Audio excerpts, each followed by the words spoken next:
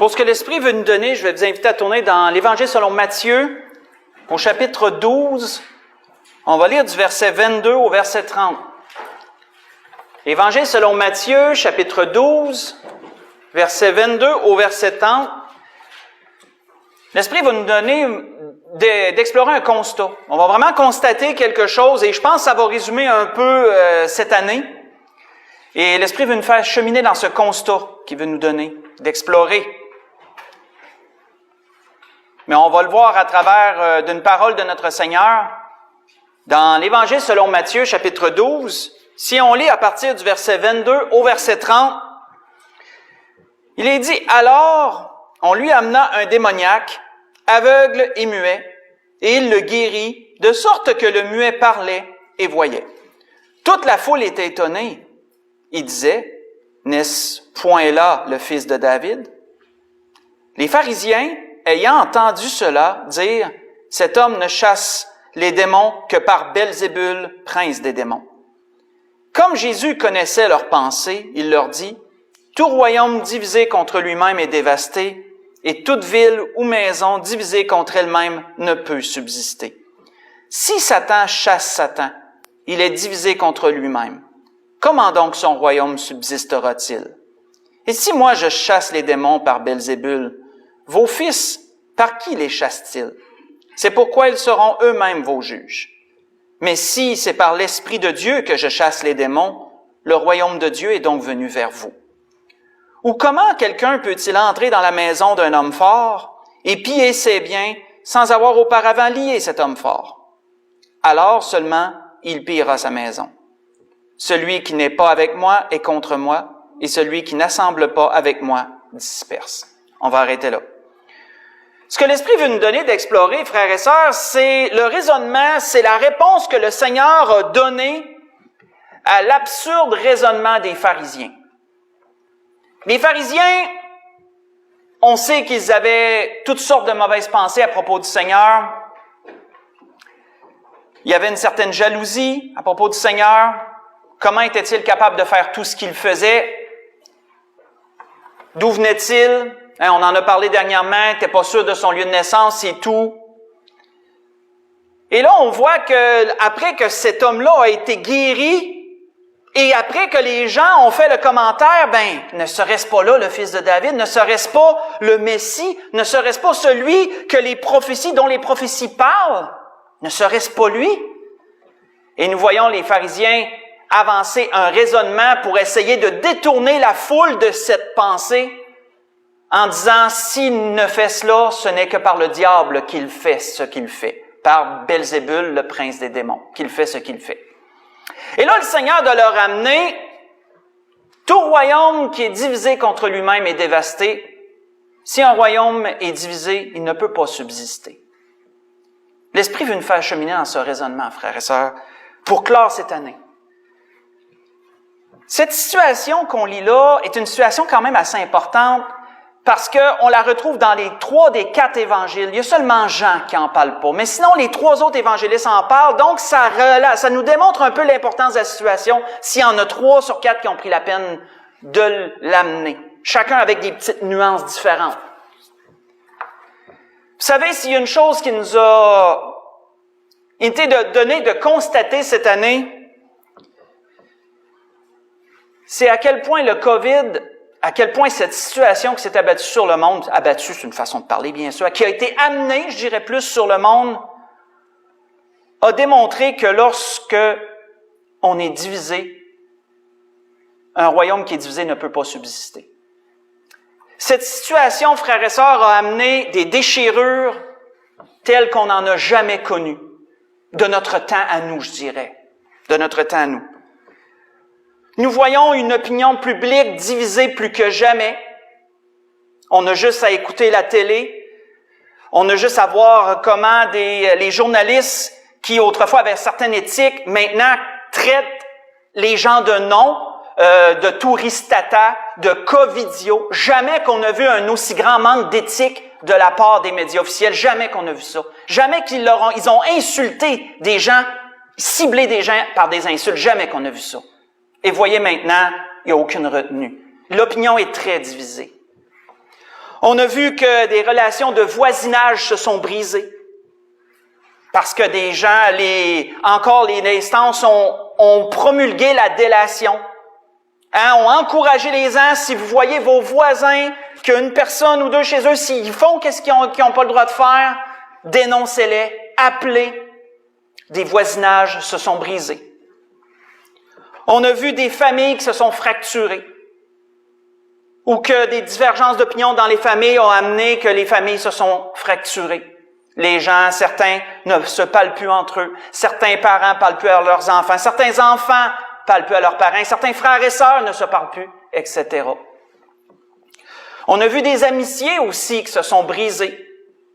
Ou notre grand chum, avec qui on était tout le temps, tout d'un coup pense peut-être différent de nous. Et là, tout change. On a vu aussi des couples qui se sont divorcés ou se sont séparés s'ils n'étaient pas mariés. Cette année a amené, selon les statistiques, une hausse absolument exponentielle des divorces et des séparations. Non seulement à cause du fait que certains se sont mis à penser différemment dans un même foyer, mais en plus, c'est parce que les gens qui étaient habitués de, de vivre avec certaines, dysfonctionnements dans leur couple, à cause de chacun avait leur travail, chacun avait leurs affaires. Fait que même s'il y avait des dysfonctionnements, chacun était de leur bord, des fois ils se retrouvaient, mais avec cette situation-là, puis le confinement, là, les gens ont été amenés ensemble, la cellule familiale ensemble. Et là, ils ont passé des temps ensemble comme ils n'en ont pas passé depuis longtemps. Et le dysfonctionnement a eu raison de plusieurs dans ce sens. On a vu des églises se diviser, ce que j'aurais jamais cru possible par cette situation-là. Je l'ai vu et j'ai été attristé au plus haut point. Je vous en ai fait mention d'ailleurs de cela. Des églises se sont complètement divisées. Des pasteurs, en tout cas, je vais dire un que je connais, a délaissé son église, a abandonné l'œuvre. Des choses, frères et sœurs, qu'on n'aurait jamais pensé. Mais qui a amené cela? C'est celui que le Seigneur dénonçait. Ce que le Seigneur dénonçait quand il disait que tout royaume divisé contre lui-même ne peut subsister, c'était pas seulement le fou raisonnement ou le raisonnement fou, en tout cas, comprenez ce que je veux dire, des pharisiens, c'était pas seulement ça. Seigneur dénonçait la tactique que l'ennemi prend. Vous savez, quand on entend souvent parler de diviser pour mieux régner, d'où pensez-vous que ça vient? Ça vient de là. Ça vient de là.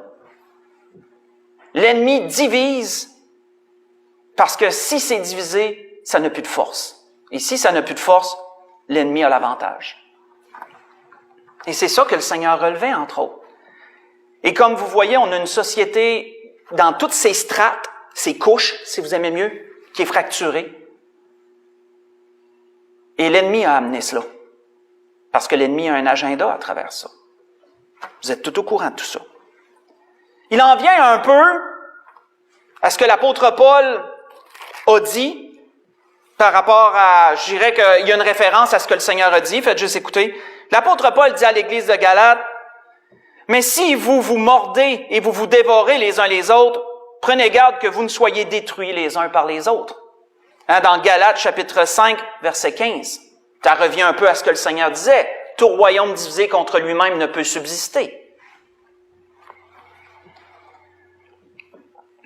Comme je vous l'ai mentionné, frères et sœurs, j'ai eu la surprise cette année, la mauvaise surprise de constater, là où personnellement j'aurais pensé que les enfants de Dieu auraient été des forts, et je m'inclus là-dedans, j'aurais pensé que les enfants de Dieu auraient été des forts dans le monde en ce temps de difficulté.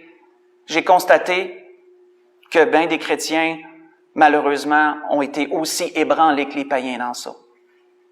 Et ont eu des comportements aussi, je dirais, répréhensibles que les païens en ça. Et ça nous ramène, frères et sœurs, à une base que l'Esprit veut nous donner d'explorer.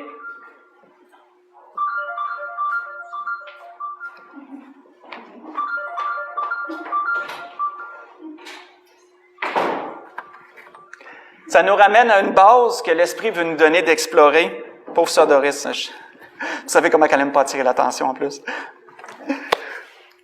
La base que ça nous donne, que ça nous ramène, dans laquelle ça nous ramène d'explorer, c'est l'importance qu'on accorde aux relations humaines. Quelle importance, frères et sœurs, accorde-t-on aux relations humaines? Si on va justement dans Galates chapitre 5, si on lit les 2 versets précédents d'où je vous ai amené dans Galates chapitre 5, allons lire cela, verset 13 et verset 14. Quelle importance accorde-t-on aux relations humaines, aux relations sociales?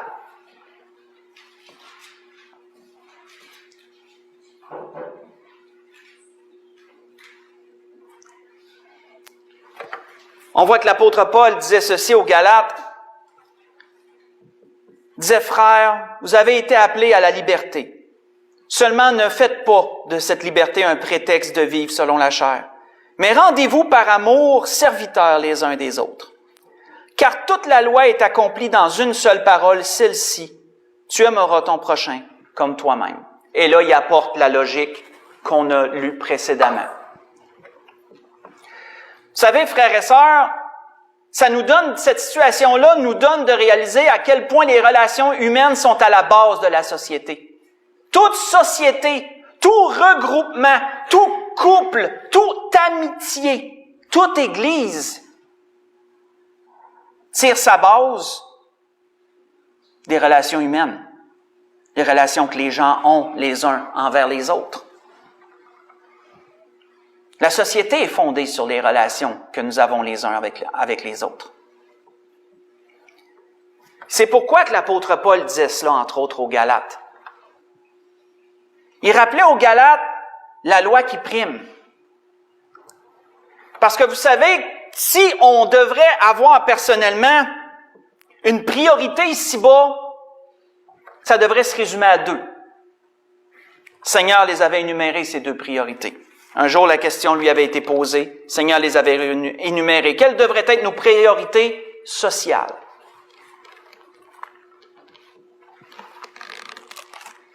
Le Seigneur avait dit ceci. Les pharisiens, ayant appris qu'il avait réduit au silence les Sadducéens, se rassemblèrent. Et l'un d'eux, docteur de la loi, lui posa cette question pour l'éprouver. « Maître, quel est le plus grand commandement de la loi? » Et Jésus lui répondit, « Tu aimeras le Seigneur ton Dieu de tout ton cœur, de toute ton âme, de toute ta pensée. C'est le premier et le plus grand commandement. Et voici le second qui lui est semblable, tu aimeras ton prochain comme toi-même. De ces 2 commandements dépendent toute la loi et les prophètes. » Voyez ça dans Matthieu chapitre 22, j'ai lu du verset 34 au verset 40. Nos 2 priorités ici-bas, frères et sœurs, côté social, devraient être premièrement d'aimer Dieu, par-dessus toute autre chose, et d'aimer notre prochain comme nous-mêmes. Et si l'apôtre Paul résumait ces 2 commandements en un seul, en disant un seul commandement, tu aimeras ton prochain comme toi-même, c'est que l'apôtre Paul amenait la pensée que notre relation avec Dieu est étroitement liée avec la relation que nous avons avec autrui.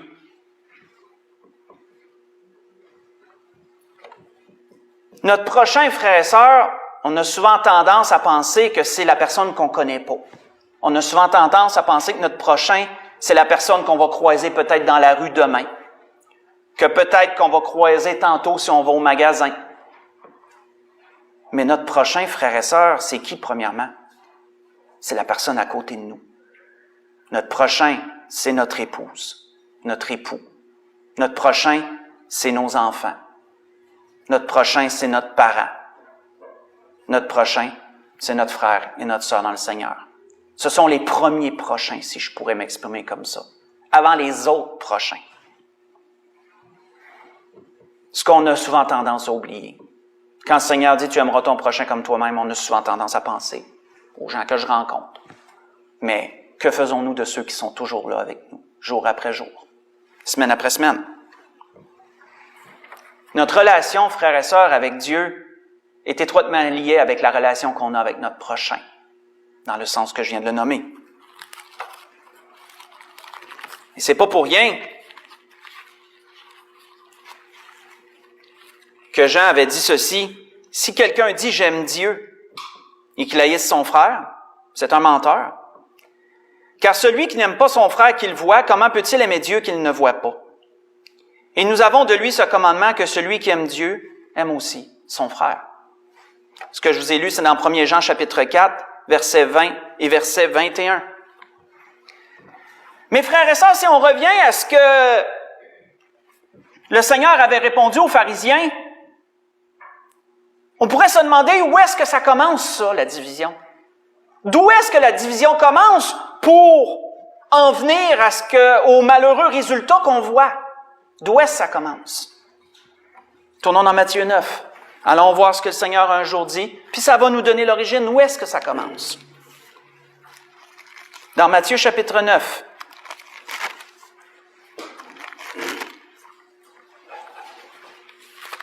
Matthieu chapitre 9, on va lire du verset 1 au verset 8.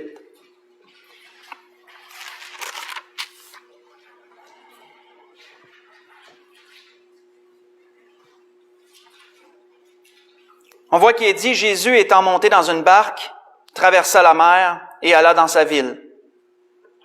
Et voici, on lui amena un paralytique couché sur un lit.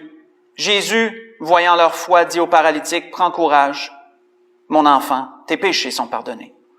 Alors quelques scribes dirent au-dedans d'eux, cet homme blasphème. Et Jésus, connaissant leurs pensées, dit, pourquoi avez-vous de mauvaises pensées dans vos cœurs? Car lequel est le plus aisé de dire, tes péchés sont pardonnés, ou de dire, lève-toi et marche?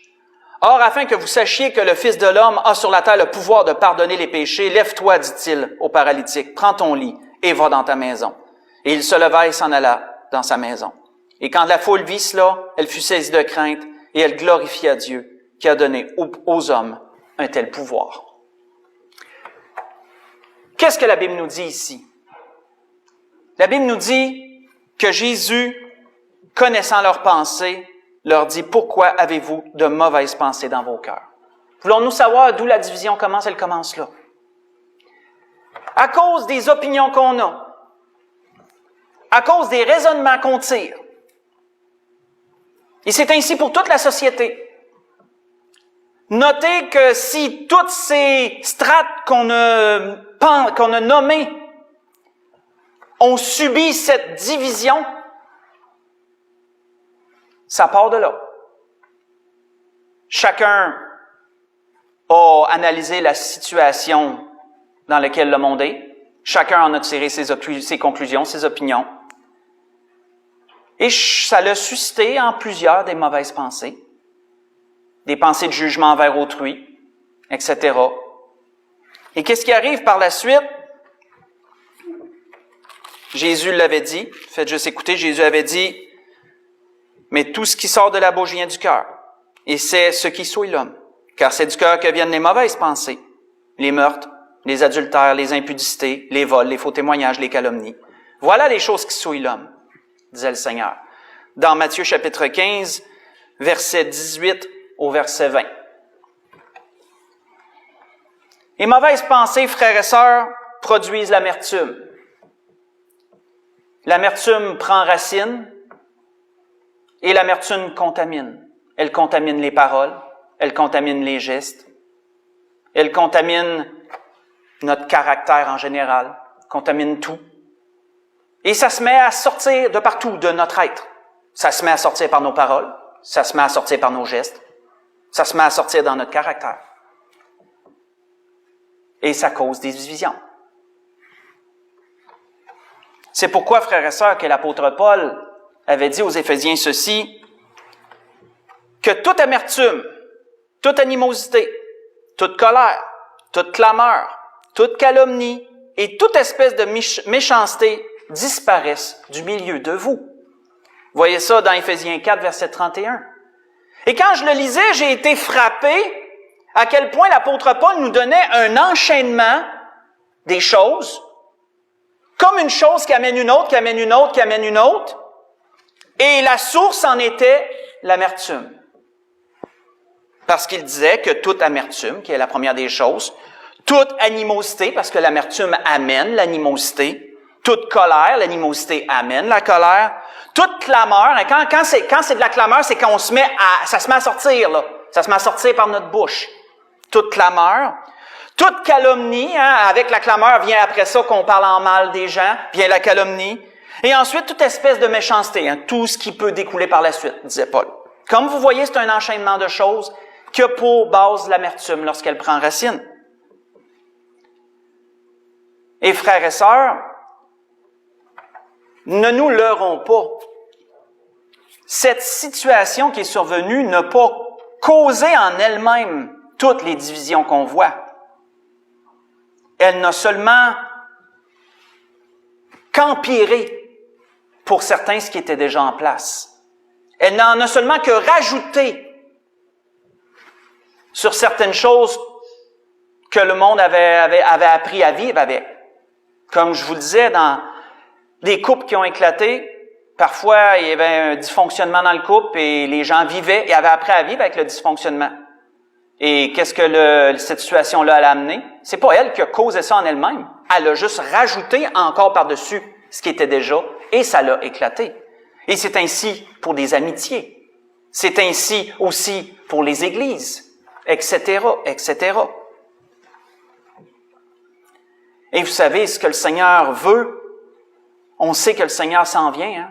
On sait que le Seigneur vient chercher une épouse, une fiancée qui se pare, qui s'est parée, qui s'est préparée. Et ce que le Seigneur veut pas que ce soit parmi les enfants de Dieu, ça.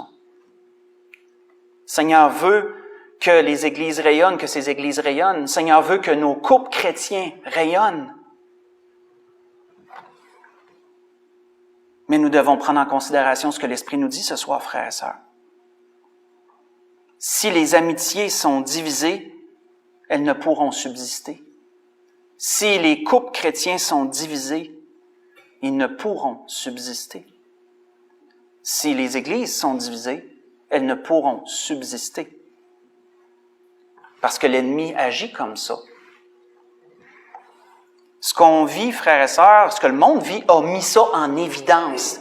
Le besoin de revenir à la base des relations humaines, le besoin de revenir et de se poser les questions existentielles en ce sens. D'où ça part? Ça part des mauvaises pensées. Qu'est-ce qui se passe avec les mauvaises pensées? Elles deviennent de l'amertume, elles virent en amertume. Qu'est-ce que ça fait l'amertume? Ça contamine l'entourage. Maintenant, quand l'Esprit me conduisait là-dedans, je me disais, Seigneur, comment peut-on désamorcer les choses? Parce que parfois, on se doit d'être un peu comme un démineur. On se doit d'être parfois comme quelqu'un qui voit une situation qui peut amener une explosion, puis on se dit, il faut que je désamorce ça. Comment peut-on désamorcer les situations? Et j'ai resté vraiment surpris, je vous dirais, dans ce que l'Esprit m'a amené. Je vais vous laisser partager ma surprise. On va tourner dans 2 Chronique 35. On va aller dans l'Ancien Testament. 2 Chronique 35. Je me demandais pourquoi que le Seigneur m'amenait là.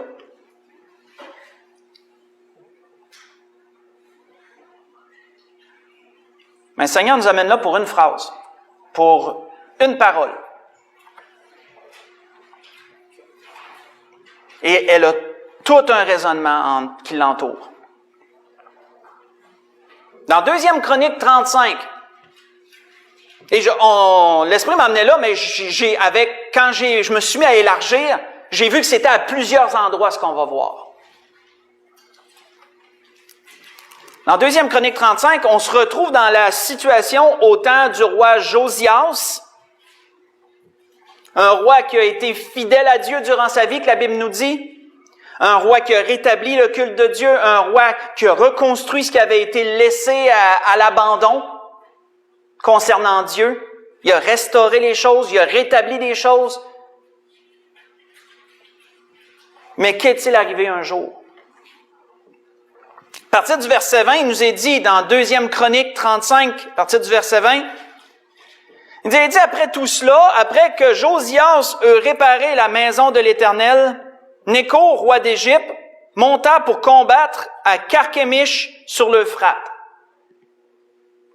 Comprenons que ce roi d'Égypte n'en avait rien à voir avec le peuple d'Israël, il ne faisait que passer pour aller combattre. Il n'avait pas de conflit directement avec Israël. Et on voit que Josias marcha à sa rencontre. Et Nécho lui envoya des messagers pour lui dire, « Qu'y a-t-il entre toi et moi, roi de Juda? Ce n'est pas contre toi que je viens aujourd'hui. C'est contre une maison avec laquelle je suis en guerre. Et Dieu m'a dit de me hâter.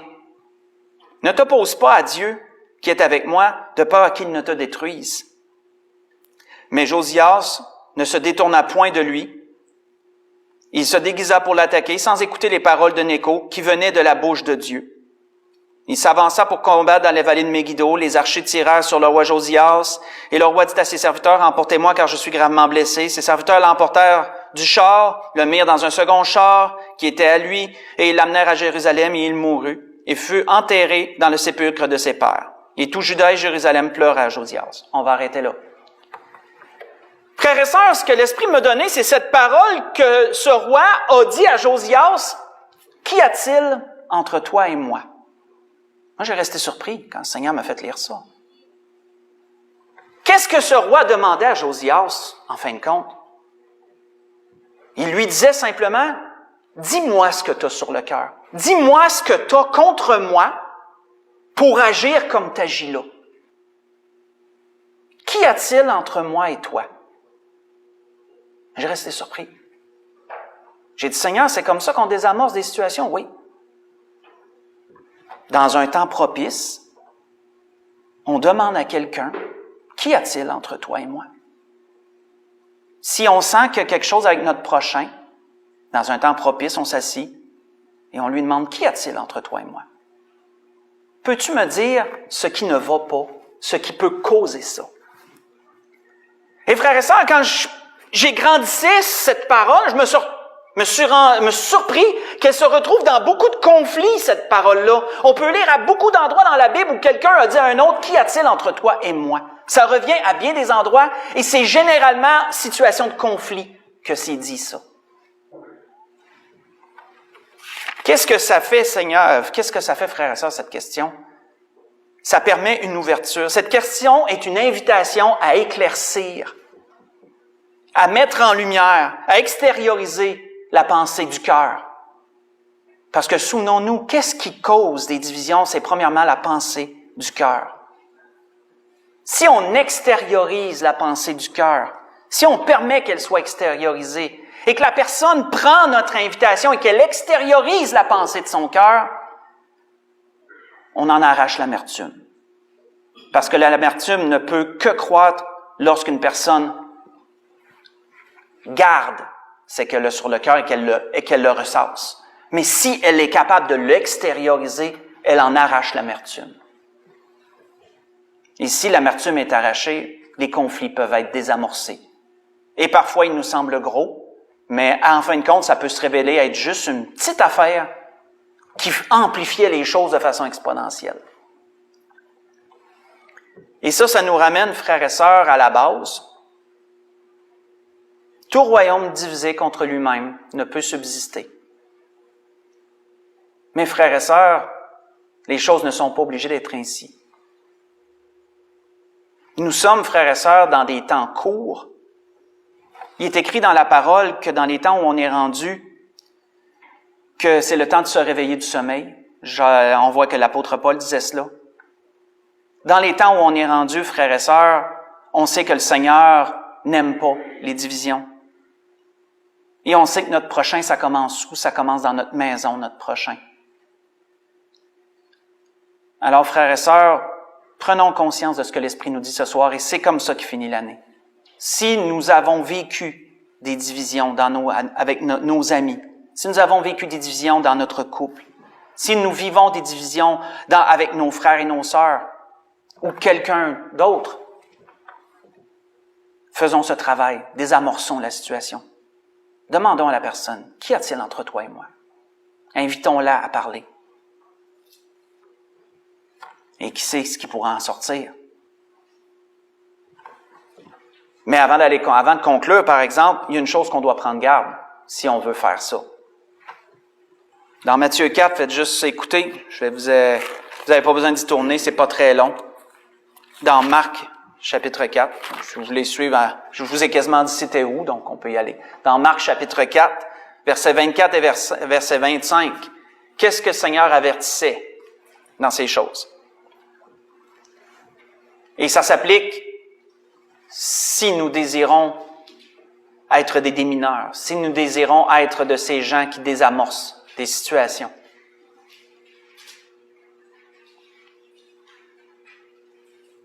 Qu'est-ce qu'on doit prendre en considération? Dans Marc 4, versets 24 et 25, il leur dit encore, et c'est le Seigneur qui parle, « Prenez garde à ce que vous entendez. On vous mesurera avec la mesure dont vous vous serez servi, et on y ajoutera pour vous. Car on donnera à celui qui a, mais à celui qui n'a pas, on ôtera même ce qu'il a. » Qu'est-ce que le Seigneur disait? Prenez garde à ce que vous entendez. Pourquoi? Prenez garde à la façon que vous allez juger ce que vous allez entendre.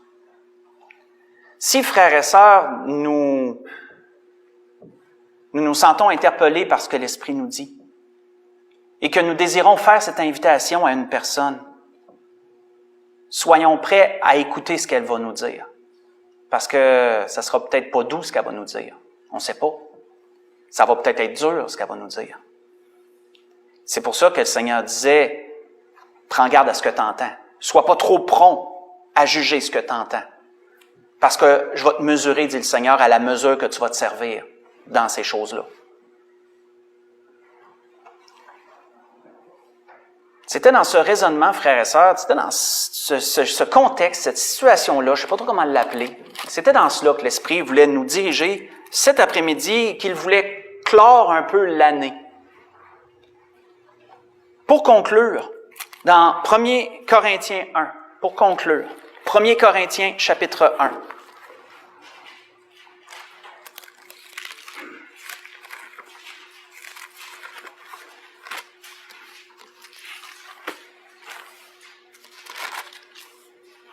« 1 Corinthiens, chapitre 1, on va lire un seul verset, on va lire le verset 10.